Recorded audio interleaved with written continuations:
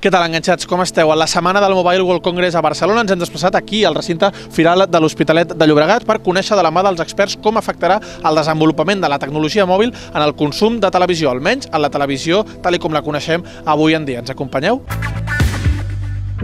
Básicamente se va a experimentar una alza en este consumo del móvil, en todo tipo de contenido. Afectarà la mesura que farà que l'accés a tots els continguts audiovisuals, etc., es pugui fer en tot moment, en 24 hores, sense necessitat o amb el mateix dispositiu que tothom portem pràcticament a sobre. Arribarà un punt en què començaran, sobretot YouTube, Netflix, HBO, a pensar en les plataformes més enfocades a mòbil per aquest reenfocament del públic que està contínuament amb el móvil a la butxaca. Para todas las compañías que hacen contenido, tienen que pensar en su programación móvil y cómo se consumen el video.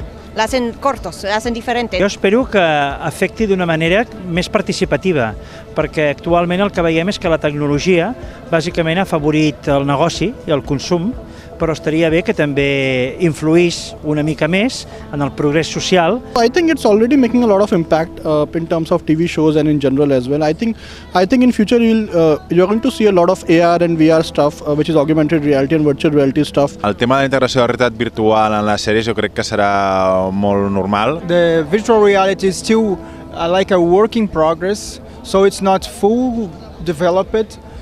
Needs to be more fine-tuning. Es, como te digo, incómodo. Llevar las gafas, tienes que tener algo siempre grande aparte. Potser en aquest camp coses més ràpides, no? Com un videoclip, un vídeo de YouTube d'aquests d'un youtuber normal o així. Virtual is more services and definitely virtual is just our life now in your daily life. All these science fiction films will be reality in 10 years' time, I believe.